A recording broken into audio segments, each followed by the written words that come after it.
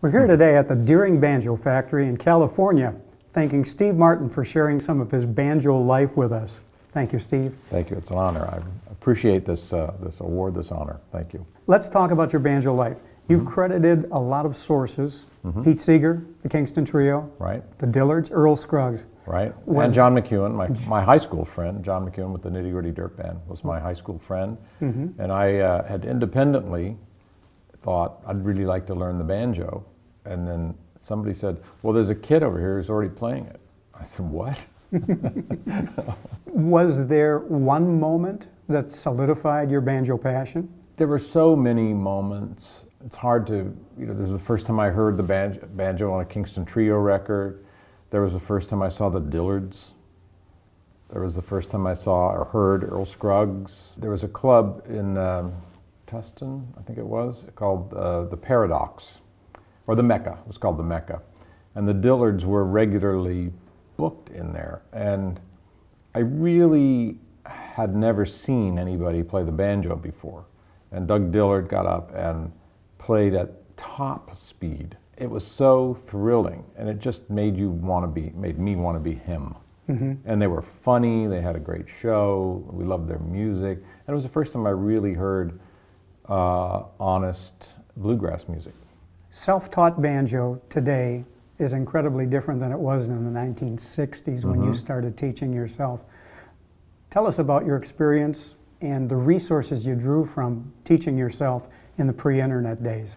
Well, I learned from several sources. One was John McEwen, who showed me some licks, things. One was the Earl Scruggs banjo book, which had patterns written down.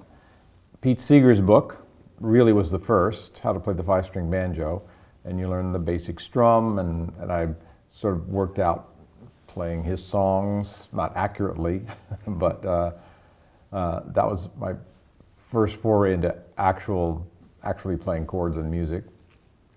And I think I took a lesson. I can't remember who from. It could have been Roger Sprung, but I'm not sure. It's a name I had heard, but it was so far, it was like 45 minutes to drive there and drive back, and I took one lesson. And then I did what a lot of people did, which was slow down records. They were 33 1/3 RPM. We'd slow them down to 16, and you down tune your banjo so you're in the same key, so you don't drive your parents absolutely insane. And then you try to pick it out note by note. And it sounds impossible, but I did it, we did it. A lot of people did it, I found out later. And then at night, in Orange County, California, I would, because you can't really practice a banjo or a violin around anybody, because they'll go insane. So I would sit in my car on the street and roll up the windows, even in the hottest summer days, and struggle to learn the banjo. And I felt it was hard. It was really hard. And I kept telling myself, well, if you keep doing this, one day you'll have played for 10 years. And by then I should be okay. I should be able to play this music that I love so much. How did you feel when that moment came that you knew you could do it? I'm still, I don't feel I've reached that point yet. There's so many great musicians, so many great banjo players. When I started, there were the masters, Earl Scruggs and Doug Dillard, and these legendary people. And then there was the average, like the masters way up here, and the average player was about here. When I came back into it, I had always played, but I didn't get really serious about it till about, I guess, 14 or 15 years ago now. When I came back in and started listening to people, the masters were up here, I don't know if you can see that, and the ordinary player was here. There was this gigantic leap of skill and musicality. It's like that Zeno proposition where you can never win the race because you're always cutting it in half every time. This is like that. The average skill level is now so high, I feel like I'm really chasing it down. I do feel that because I'm a songwriter, that's a better position for me to be in than try to be one of the best banjo players out there. Are there any things possibly non-conventional techniques that you taught yourself? There's a few things. I actually don't know if they're conventional or not. They were unconventional to me at the time, and one was bringing the first finger in 3-finger, bringing the first finger over to the 4th string, so I could really pop it hard, even harder than I could with my thumb. I liked figuring out, because everybody has to do this on their own, how to keep the roll going, make it unbreakable, and then I felt that developed some styles of rhythmic playing, which I don't really do anymore. But another thing was about 2 or 3 years into this, I was listening to all kinds of banjo music, and I heard frailing, or clawhammer as it's called today. And I thought, that's the sound I want to make. And I thought, oh no, I have to learn a whole new style. And it wasn't easy. It's like the difference between tap and ballet. They're complete opposites.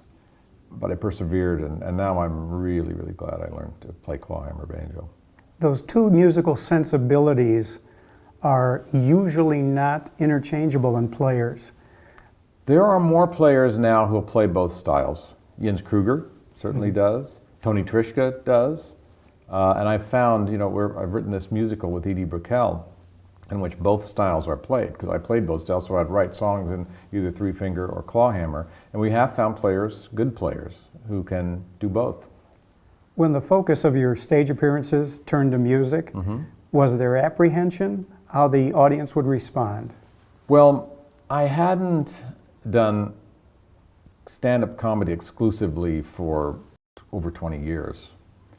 And I had always used the banjo on stage anyway, even in those days, in the 70s. But I felt like, well, if we do a good show, it doesn't matter if I'm, playing the tuba.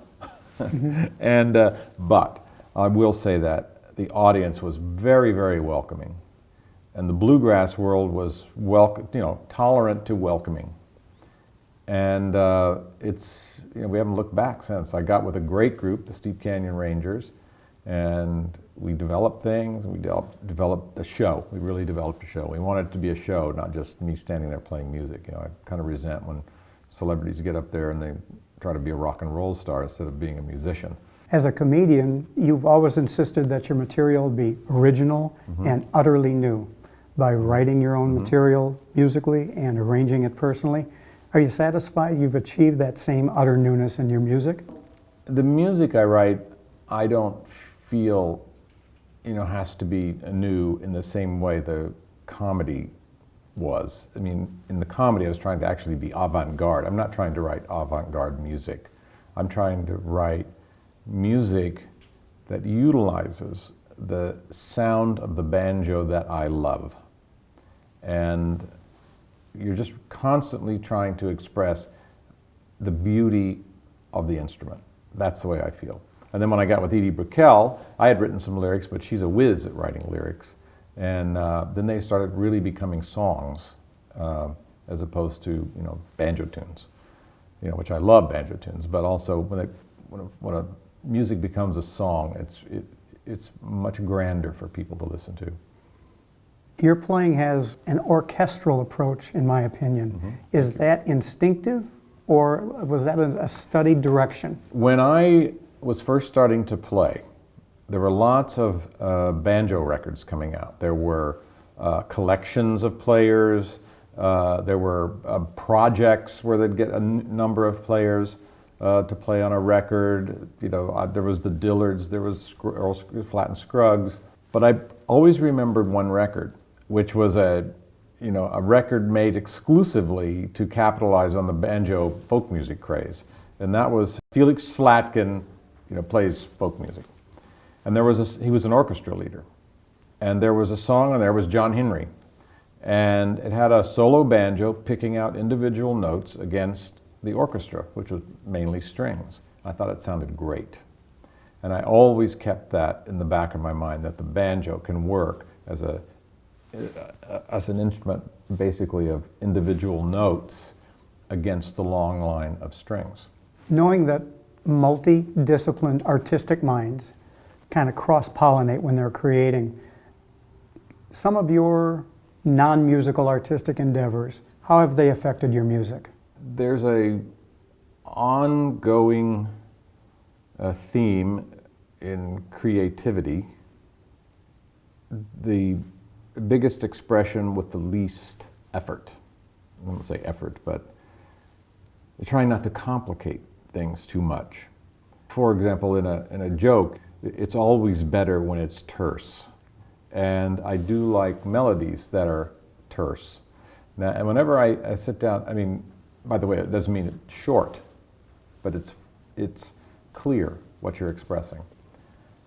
Whenever I sit down to write a song, I always remember Some Enchanted Evening. And the reason I remember Some Enchanted Evening is the melody is long and it doesn't repeat for a long, long time. Because, the banjo could be 4 bars, 4 bars, 4 bars, 4 bars, and it tends to be repetitive, especially when I play it. But if you think of Some Enchanted Evening, it goes, some enchanted evening, you will see a stranger, you will hear her call you across a crowded room, and sometimes you find, even then, that one day you'll see her again and again. It goes that long and never repeats, and it's still beautifully melodic. And so I try to adhere to that, although I don't always do it because sometimes the song dictates what it's going to be. Agreeing that the banjo is capable of, your words, heartbreak to hilarity or vice versa, is there one of those extremes that you naturally gravitate towards? I really gravitate towards the heartbreak of the banjo. I mean, when I say hilarity, I don't mean, laughter. I actually mean joy. I think the banjo can simultaneously express joy and heartbreak in the same song, and sometimes even in the same melodic line. I know that there's a feeling inside the banjo that I'm just trying to release. Does your lifestyle allow you enough time to make music for the sheer joy of music without a professional attachment? Well, I have the same problem making music that I did when I was younger, in that, I'm kind of isolated where I live from players. So I don't really run into other players a lot. And you really need to play with other players to become good. Like the Steep Canyon Rangers, they live in North Carolina, and I live in California. So when we rehearse, it has to be very intense. But I use that time, for writing or, it's just really hard to practice alone and get what you need out of it. Because there's always issues of tempo and that you just have to address with other players. Although I can address it with a metronome. I remember the first time somebody said, you should practice with a metronome, it's really good for your timing. And I said, oh, yeah, I'll do that. And I got a metronome, and I was listening on the headphones, and I thought, and I'd start to play with it, and I'd say, this metronome is broken. It keeps slowing down. And it's a shock, when you've been playing this long, and you go, oh. Was there a similar sensation when you started working with groups as opposed to playing alone? Something about playing on stage is not a problem. Playing with others, the groove is firmly established and you're right there. It's when you're just by yourself. Right. that metronome feels like you got a bad one. And by the way, I was very pleased.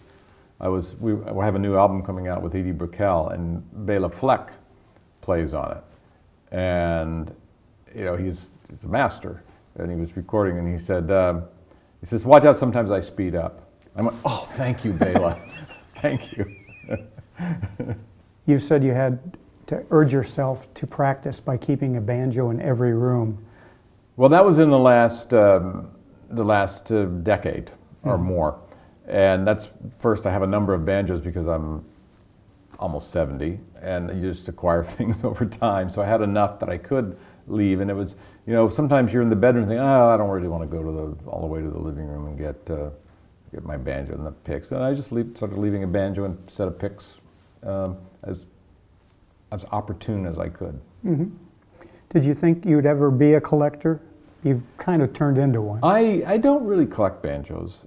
I like banjos I call them a road warrior banjo that stand up during the tour, and they can get banged around and they don't go out of tune on stage. And I find older banjos have that tendency.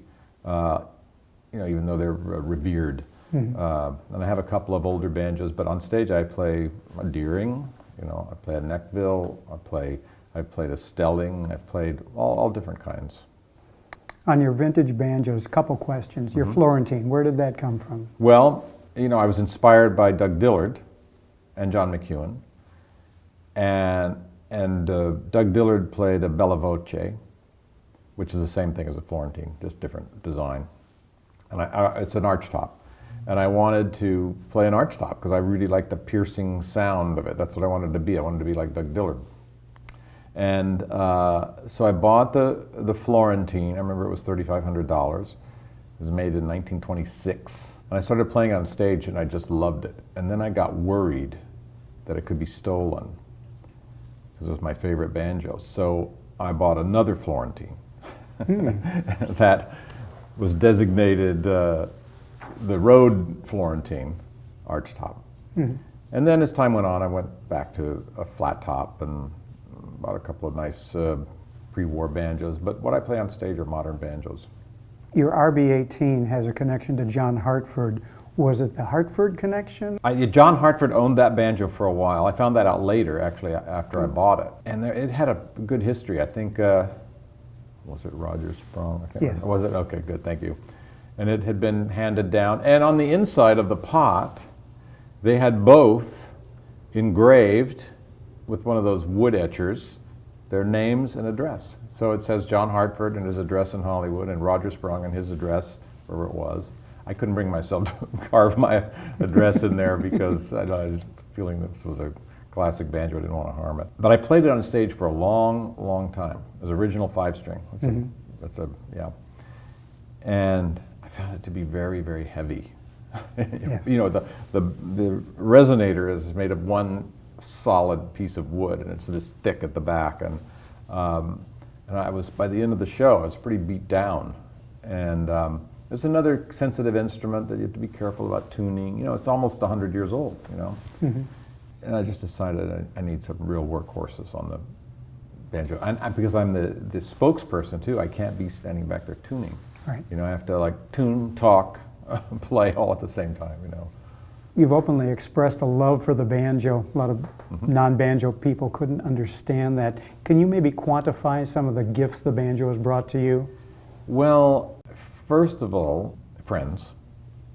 It's a group of friends that I would not have being an actor or comedian. And these musicians in bluegrass are warm, they're cordial, they're funny, they're extremely smart. And they opted for the banjo career.